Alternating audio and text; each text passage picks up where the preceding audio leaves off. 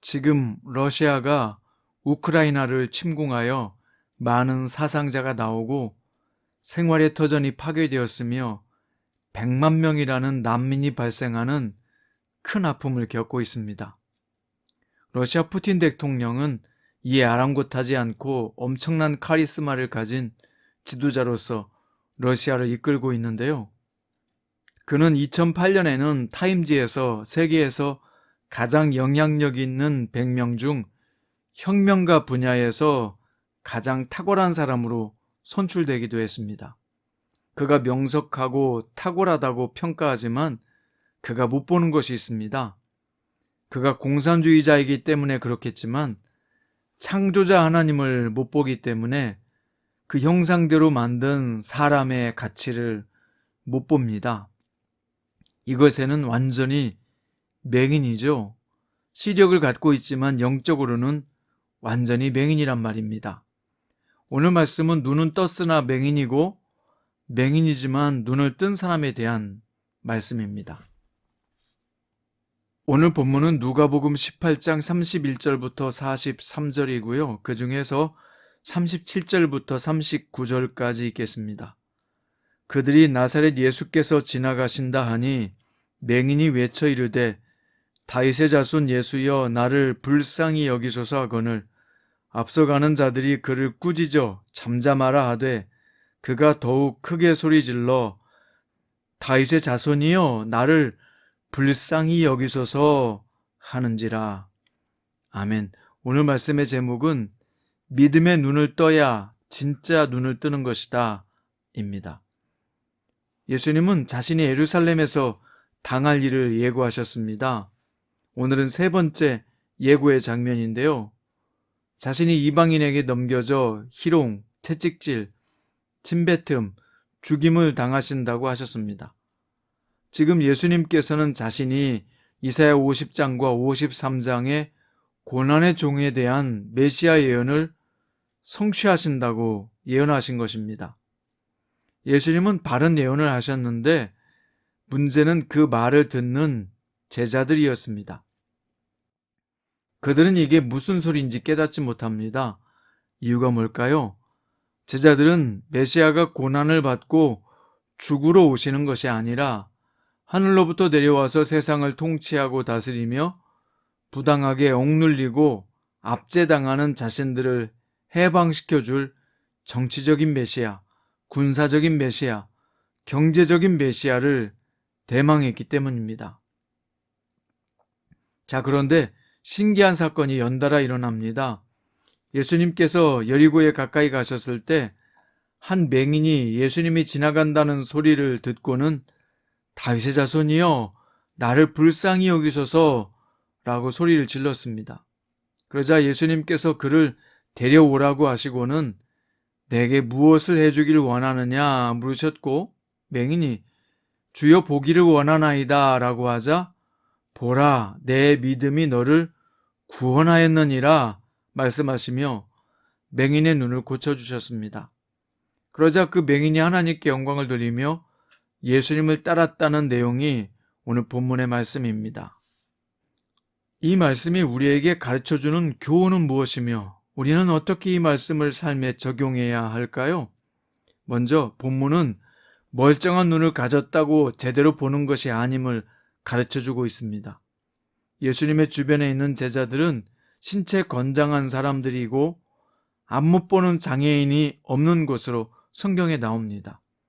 그런데 그들은 보지 못했어요. 예수님이 구약에 예언된 그 메시아라는 것을 말이죠. 이유가 뭘까요? 자신들의 생각의 틀이 너무 고착되어 있었기 때문에 메시아를 알아채지 못하는 아둔함을 보였던 것입니다. 오늘 말씀을 들은 우리도 이들처럼 어리석거나 무지할 수 있다는 것을 가르쳐주고 있습니다. 너무 자기 생각과 기준이 강하면 그 생각의 틀에 벗어난 것은 받아들일 수 없다는 것이죠. 심지어 하나님의 말씀이라고 해도 그 사람 속에 말씀이 들어갈 수 없다는 것입니다. 하지만 맹인이라고 해서 모든 게 다 어두운 게 아님을 보여줍니다. 본문의 맹인은 예수님을 소문으로만 들었을 테지만 즉각 다윗의 자손 예수여 라고 소리쳤습니다. 이 다윗의 자손이라는 칭호는 누가복음 1장에 보면 그리스도, 즉 메시아의 칭호로 간주되고 있는 표현이고요. 유대인의 문헌에서도 역시 다윗의 자손이라는 말은 메시아의 칭호로 나오고 있습니다. 이 맹인은 예수님이 유대인들이 기다리던 메시아였던 것을 믿었고 그렇게 외쳤다는 것을 알 수 있습니다. 베드로가 주님의 제자로서 예수님을 그리스도라고 최초로 외쳤지요. 하지만 공개적으로 사람들 앞에서 예수님을 그리스도라고 고백한 사람은 이 맹인이 최초입니다. 사람들은 오히려 이 맹인을 꾸짖으며 조용히 하라고 했지만 오히려 그들의 만류를 뿌리치고 물러서지 않고 더 크게 소리쳤습니다. 예수님은 맹인을 불러 칭찬해 주시면서 내 믿음이 너를 구원하였느니라 라고 말씀하셨는데요. 맹인이 보여준 행위는 단순히 눈을 고치고자 하는 열망이 아니라 믿음의 행위였음을 주님께서 인정해 주신 것이죠. 그는 예수님을 메시아로 믿고 그분에 의해서 눈을 고침받았고 하나님께 감사드리며 예수를 따랐습니다. 이 맹인과 비교되는 사람이 또 누구일까요? 바로 전에 나온 부자 관원이죠. 그는 버릴 것이 많았고 주저하면서 예수님을 떠나갔지만 버릴 것이 없는 이 맹인은 주저없이 예수님을 따랐습니다. 나중된 자가 먼저 된다는 주님의 말씀이 이루어진 것입니다. 시력을 잃은 맹인이었지만 영적인 눈이 잘 떠져서 예수님을 따른 사람들이 많이 있습니다. 그 중에서 우리나라에서 가장 잘 알려진 사람으로는 강영우 박사일 것입니다. 그는 어릴 때 축구공에 맞아서 완전히 시력을 잃어버렸고 절망하고 죽으려고 했지만 어느 교회 예배에 참석했다가 내 은혜가 내게 족하도다 라는 말씀을 듣고 큰 은혜를 받게 되죠. 그리고 희망을 꿈꾸게 됩니다. 그는 참으로 멋진 하나님의 사람으로 일평생 살았는데요. 그런데 그의 눈은 고침받지 못했어요. 하지만 누구보다도 그는 영적인 시력이 분명하게 떠진 사람이요.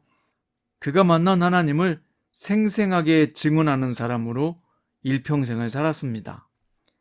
그는 맹인이었지만 분명히 눈이 떠진 사람으로 살았던 것입니다.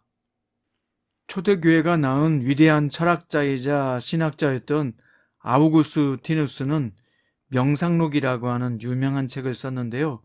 그 책에서 이렇게 고백했습니다. 그래도 당신을 부르시고 소리질러 귀머거리가 된 내 귀를 열어주셨습니다. 또한 당신은 당신의 빛을 나에게 번쩍 비추어 내 눈의 어두움을 쫓아버렸습니다.